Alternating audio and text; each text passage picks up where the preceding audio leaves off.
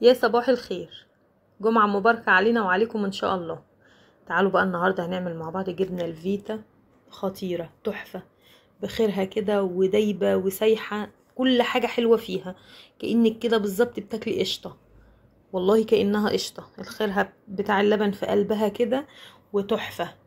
اللي ولادنا بيموتوا فيها الجبنة الفيتا، مين عنده أطفال يبقى التلاجة فيها علبتين وتلاتة من الجبنة الفيتا، وهي كلها زيوت مهدرجة ومش صحية كمان. تعالوا بقى نعملها بطعم خطير. قبل ما نبدأ كده نقول بسم الله ونصلي على الرسول عليه الصلاة والسلام. يا ريت لايك وشير للفيديو وسبسكرايب لقناتنا على اليوتيوب. عندي 2 كيلو من الحليب، ويكون حليب مضمون طازة ومن حد معرفة كده، عشان تجيب الحليب الخير بتاعه وعليه وش القشطة بتاعه اللي يبقى كده ايه، كامل الدسم. هنفضيه في حلة ال2 كيلو مع بعض، ونقدر نعمل اكتر من كده، بس انا ايه هعمل 2 في 2 يعني.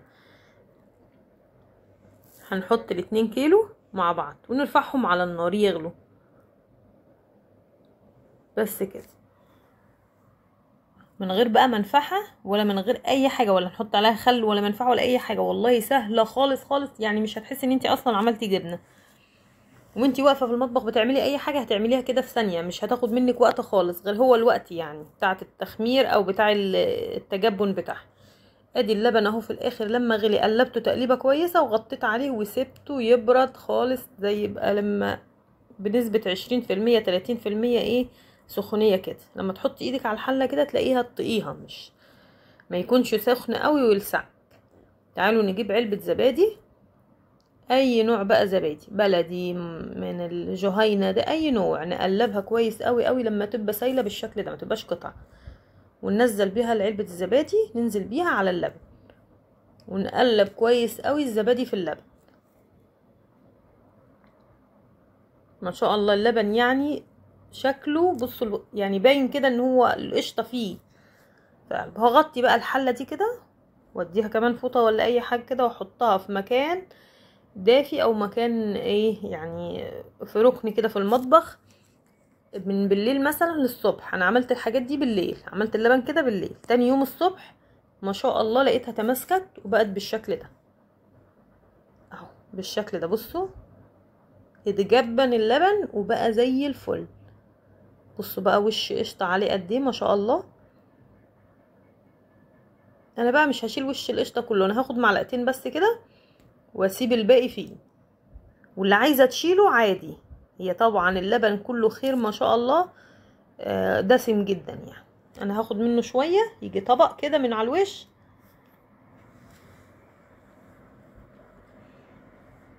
خلاص الوش ده تحطيه على قراقيش، تحطيه على فطاير، او تكليب الجبنه القريش اللي هتتعمل ديت، او الفيتا اللي هتتعمل، بتبقى طعمها تحفه.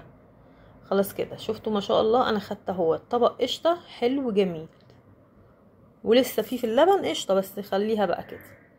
هنقلب بقى تقليبه كويسه. بصوا اللبن ما شاء الله كده. ده مرحله الزبادي، يعني لو عايزين ناكل منه زبادي كده ناكل.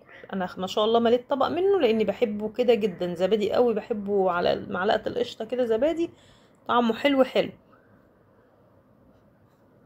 تعالوا بقى نحضر العلبه او حاجه مخرمه اللي هنحط فيها الجبنه. عندي بقى علبه هيت بلاستيك، تكون مخرمه من الجناب ومن تحت بالشكل ده. تعالوا لو عندي اي قماشه بيضه او اي حاجه كده، حاجه تكون نظيفه كده للجبنه، نفردها في قلب العلبه بالشكل ده دورين. هعملها على طبقتين وافردها في العلبه. وتعالوا بقى نفضي، هنحط على اللبن دوت معلقتين من الملح، دول 2 كيلو، لكل كيلو معلقه. لو عايزينه يعني احدق من كده بنحط كمان معلقه او نص معلقه زي ما احنا عايزين، انما معلقتين كده مظبوط قوي الملح بتاعها. تعالوا بقى نفضي الجبنه. انا مبطئه الفيديو ماشيه براحته خالص، عشان ايه ما يفوتش منه اي مقطع ويبقى فيه سريع. خلاص فضينا كده بالشكل ده. ننزل بقى في كل اللي في الحله، نلم الجناب دي عشان ما شاء الله اللي في الجنب ده بيبقى القشطه كلها. خلاص تعالوا بقى نربطها ونصفي منها الشرش على قد ما نقدر. اللي هيعمل الجبنه دي يا ولاد بالشكل ده والله العظيم بالطريقه دي اللي هيعملها كل يوم. انا عن نفسي من كتر طعمتها وطعمها اللذيذ قوي قوي والله هعملها كل يومين. هعمل الكميه دي 2 كيلو، يعني ما قدرت اقضيني كل يومين 3 كده اروح عامله مره.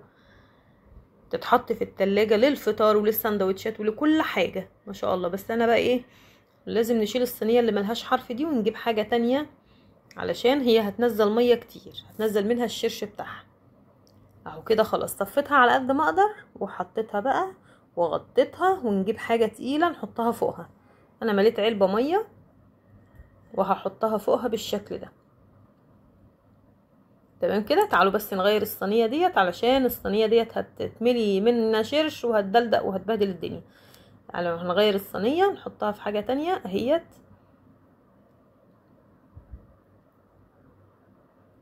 ونحطها في التلاجة قد ايه بقى 3-4 ساعات 5 ساعات. انا حطيتها الصبح رحت مشوار ورجعت اخر النهار لقيتها بالشكل يعني بقت تحفه اهي كده. خلاص نحطها بقى في التلاجة. ممكن نحطها في المطبخ عادي وممكن نحطها في التلاجة. انا حطيتها في رف التلاجة لاخر النهار اهي. بصوا نزلت ميه قد ايه ما شاء الله، ونزلت الشرش بتاعها كله. وادي الميه في بصوا اهي كتير. وادي الجبنه ما شاء الله شكلها تحفه. اللي بيحبوا الجبنه القريش او الجبنه الفيتا او الحاجات اللي معموله في البيت بصراحه هيعشق الموضوع ده.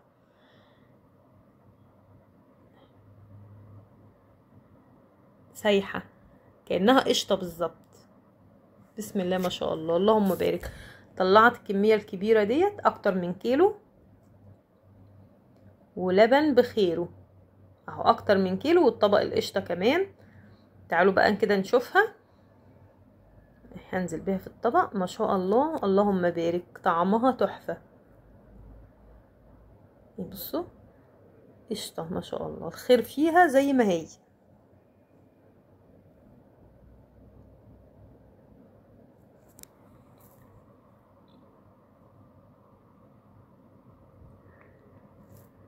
انا جبت كده الميزان قلت اما اشوفها عملت ايه عشان اشوف الموضوع فيه توفير ولا ما تعبش نفسي. بس اكتر لقيت فيها ما شاء الله توفير وخيرها فيها كده، وحاجة ما شاء الله نظيفة ومضمونة وبخير. حلوة حلوة جدا وما خدتش وقت خالص. يعني انا مش شايفة ان هي خدت مني مجهود خالص. لبن غليناه وحطينا عليه علبة الزبادي وتاني يوم قطعناه حطيناه في علبة وقطعناه بالشكل ده. اللي هيجربها ما اعتقدش هيشتري جبنة من بره تاني. نعمل بقى فيها للسندوتشات، نعمل بيها في السندوتشات، والباقي هنحطه في علبة ونغطي عليها في التلاجة. هتقعد ما شاء الله لو اسبوع او اسبوعين معانا بالشكل ده. ده بقى اتعشينا منها بالسندوتشات بالجبنة والطماطم كده والخيار. بصراحة كانت تحفة. عملنا منها للعشاء كانت حلوة قوي.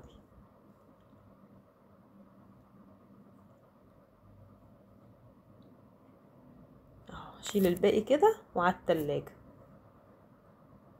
اتمنى فيديو النهارده يا رب يعجبكم. ما تنسونيش بقى في لايك وشير للفيديو، وندعي لاخواتنا في فلسطين يا رب يثبتهم يا رب وينصرهم اللهم امين. عشان الموضوع ده مأثر علينا خالص. ربنا ينصرهم يا رب ويقويهم ويعينهم على اللي هم فيه. اشوفكم في فيديو جديد والسلام.